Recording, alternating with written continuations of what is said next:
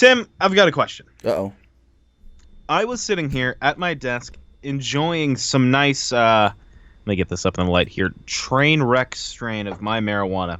That's what it's called, train wreck. And I started thinking, what would it take feasibly and in a not time-consuming way to get WWE to where it was before? Say even as early as the mid-90s, to be at that popular forefront again. What is it going to take? Because we hear everyone say, oh, you know, all they need is to just get rid of Vince McMahon and it's going to be fine. But it's like, dude, I feel like it's a lot more than that, though. True. I feel like it's got to start like yesterday. You know what I mean? And I don't want to come off, because I just rewatched AEW. What was the show called? Double or Nothing. God, I'm really high. The show, I just rewatched Double or Nothing, and I thought to myself, the production here that was quality. That was A1. That was damn near along the lines of WWE quality. I'd say it's better than NXT. Oh yeah. Well, kind of. It's on par with NXT. Yeah. So they got the great camera work like WWE. They've got the great performers like WWE. And it's and they got the good characters that the WWE has been known for. And altogether, these two companies in theory should be like, they should be excited for one another, but it seems like the WWE, like, I don't want to say they're scared, but it just feels kind of like they don't care. Very true. And is that their problem? And I know I sprung this on you randomly on a text message, just get in Skype and say, but I kind of just wanted to get like immediate first impressions. And I mean, what is it going to take? To be honest, you're asking, what is it going to take WWE to change their ways, to fix their product? And I don't know if there is an answer. It's more of they have to make, like, we don't see it on the surface that there's a lot of people that are upset. We don't see that on the surface because most of the people are going to go out there and be professional and do what they're asked of. Like we've seen with the Revival. We know they're upset, but they're going to go on TV and do any stupid skit they're asked to because they're going to, be professionals. No, okay. So that's the thing. What do you mean by that, though? Like, is that one of the problems internally? Is that people are too complacent and they'll say, yeah, we'll do it? Well, that's what I was getting at. It's more of you have to do some things. You're not going to fix the product until you fix the ins and outs of the company, as far as, like we've heard with these last two John Moxley interviews, the one he did with Jericho and the one he did with Wade Keller. He said that the problem is that a lot of people aren't happy because they're just told what to do and they have to go with it. Some guys can maybe talk their way out of doing something, but most can't. They just have to, oh, yes, aye, Captain, go with it. And right. The thing is, that's one of the first things you have to fix is maybe not giving the talent 100% freedom, but maybe giving them a little more freedom to where they feel like they're contributing to what they're doing, and in turn makes them feel like, hey, I have an opinion here. It's not like, because here's the thing. Everyone likes to try to compare professional wrestlers to actors. Correct. And which they're not. They're not actors at all. Scott Dawson and Dash Wilder, those guys aren't actors. Roman Reigns isn't an actor. They're not. They're wrestlers. No. If they wanted to 100% be given a script and be told, read these lines, act to your best of ability, then they would have became actors. No, they became professional wrestlers because they wanted to do professional wrestling in the ring, and of course, coming with wrestling in the ring comes cutting promos. Like here's the question I'll let you finish and then I'll ask instead of cutting you off. Go ahead. Like Moxley said in, I think it was the Wade Keller interview, he was just like, we're given a script, we're told we have to go by it, we're not allowed to improvise. With AEW, let me refresh this. He said, in WWE, you can do a 60-second promo, and it take 3 hours to complete because you do it, but it takes 20 minutes just to set it up because the lighting's got to be perfect. You got to make sure there's nobody else around that can accidentally mess up the shot. You've got to make sure that the audio is perfect. Then you've got to cut the promo. Then you've got to wait for a producer to come watch it. And then the producer's got to say, okay, do I think Vince will like this or not? If he doesn't think Vince will like it, then the producer's going to say, do it again. If the producer says, I think Vince will like it, then the producer sends it to Vince to get approved. Moxley stated that after All Elite's Double or Nothing, they did in the span of 10 minutes 3 promos, 2 that we've seen and 1 that we haven't seen yet. He said that basically he told Cody, as soon as I finish out there in the ring and stuff, have a camera ready because I'm cutting a promo that you guys are going to be able to use. And that's what they did. And then they were like, hey, we need to do something with you and Joey Janela. They collaborated for a minute or 2. Boom, loved the idea, go for it. Then he said there's another one. Again, of course, we don't know what that is. He wouldn't elaborate because he's not going to give it away. But he said there's another one, really quick. Boom, talked with the Young Bucks about it. They all agreed, hey, this is the direction we want to go. It's a BTE thing. Boom, done. He said 10 minutes, 3 promos down. In WWE, you've got guys sitting around waiting. He said that he could cut a promo at like 1 o'clock in the afternoon, and then 2 hours later be like, Vince didn't like it. We have to do it all again. Let's go set everything back up. And then he's getting ready to work over his match and figure out what the finish is, and all of a sudden he can't do that. So I think one of the big things in WWE is you have to make the talent more happy, and a way to do that is give them a little more freedom over what they can and cannot say. Not just say, this is exactly what you want. We want you to say, you're our actor, you're our robot, read the lines. And you mentioned that. And I really, really like that point because that's something that I wanted to touch on here is that what it makes me think of is that the Best Friends little video package before they, like, when they come out with their entrance song. Right. One of the guys was just like, yeah, can we add some maybe some puppies, some like aliens in there? And then Cody was like, yeah, sure. Oh, you're referencing the Chuck Taylor tweet that he sent out. That was an actual text message thread with Cody where Cody was like, here's the video package we have for your Titantron. What do you think? Chuck Taylor was like, well, let's collaborate. Let's add this to it. And Cody goes, okay, we'll try. And I like just that idea. Okay, because do you think anyone's ever sat down in Vince McMahon's office and let's say it's someone mid-tier guy, Kevin Owens. Kevin Owens sits down and says, Vince, I have this great idea. What are the odds that the first thing Vince says is like, all right, cool, shoot, we'll give it a try? With it's Owens, not. well, that's unlikely. With Owens, maybe. With somebody like an Owens or a Dean Ambrose, maybe. With someone that pulls a little bit of weight, maybe. Right. Because so you got to remember, what? Owens was Universal Champion for 8 months almost, if not. So right around. around. Goldberg, man. So is Goldberg. Do you think that means anything?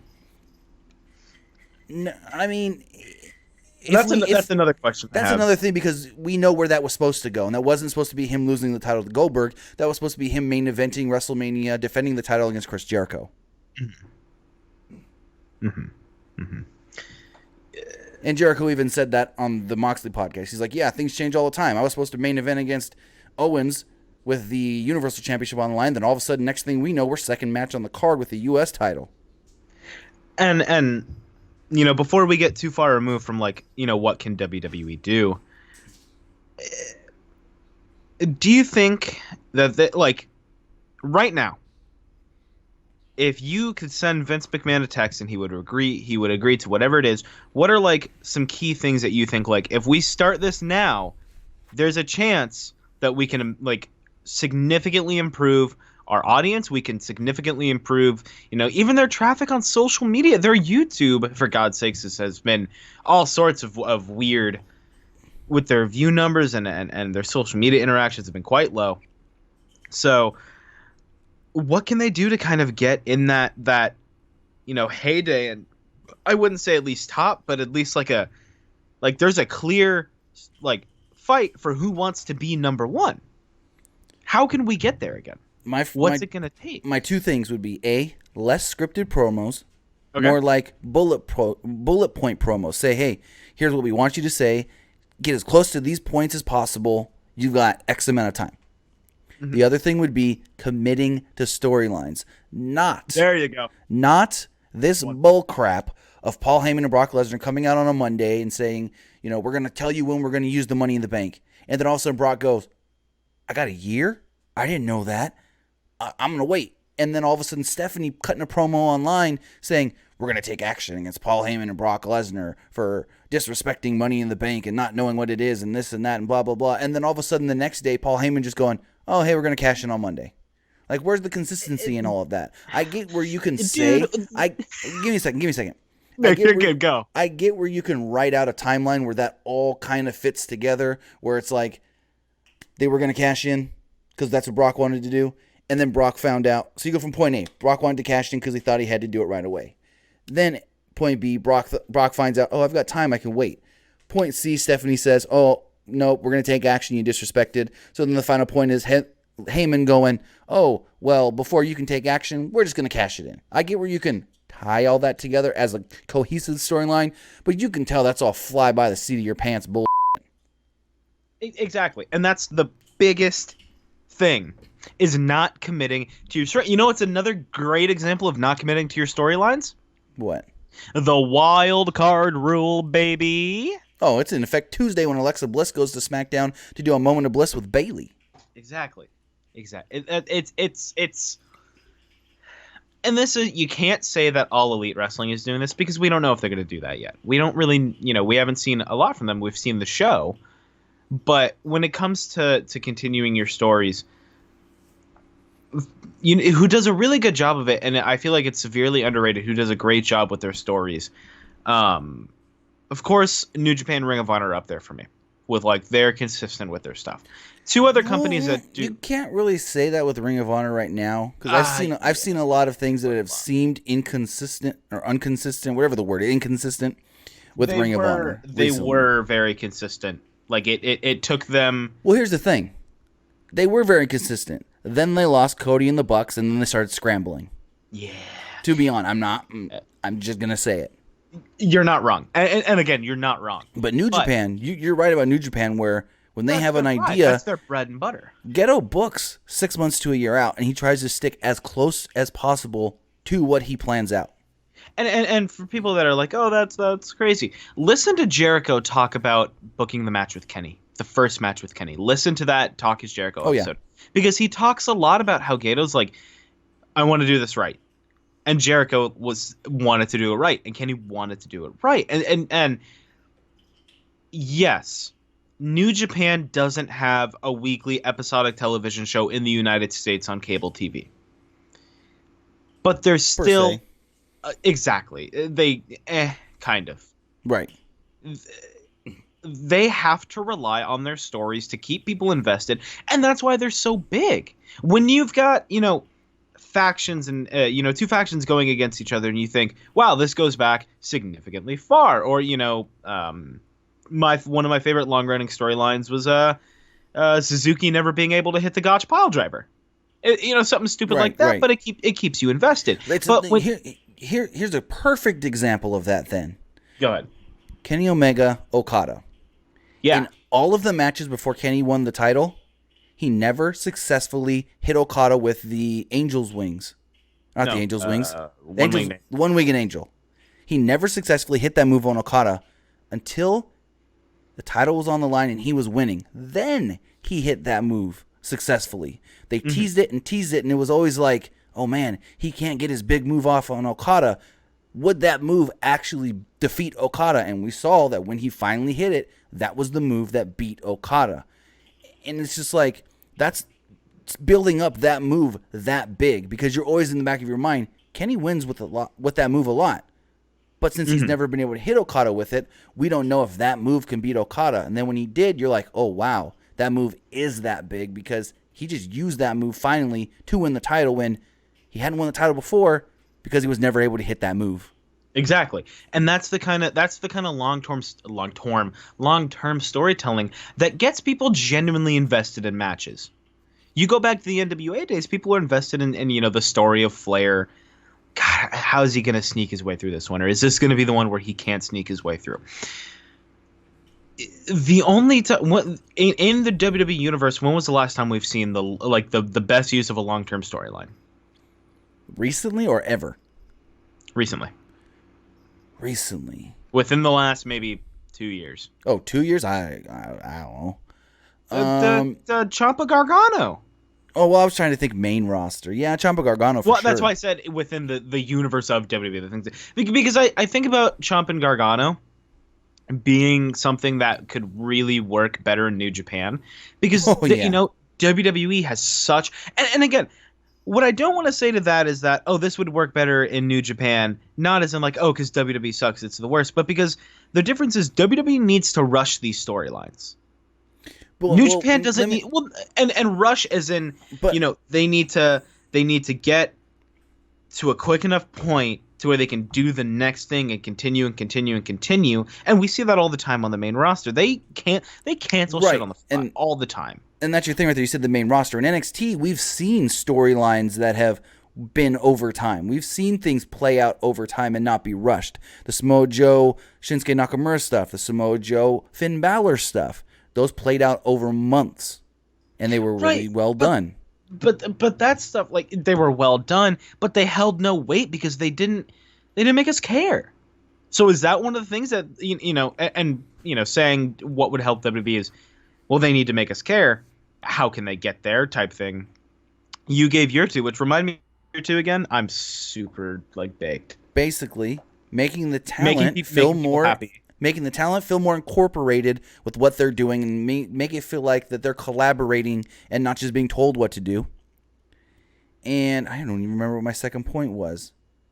Now that we've been going on for so long. But Stay consistent with your storylines. There you go. Stay consistent with your storylines and get people invested that way where it's like, okay, this is where we started. Maybe this is where we can end, but let's see if they get to there. Not, all of a sudden it's just over. Exactly, and I want to name my 2 points here as we begin to kind of wrap this little thing up here. Is I think two things that could significantly help them is, like you said, making sure that your roster and your talent is heard and that they are their things are taking into consideration and actually I wouldn't say greenlit, but at least put on the burner to think about and to see how can we work with this. Maybe they have a plan. Enzo had an entire book of just promos he could cut. You know what I mean? Yeah. He said he had 8 months of NXT television written in there. Was it NXT or was it 205 Live? Might have been.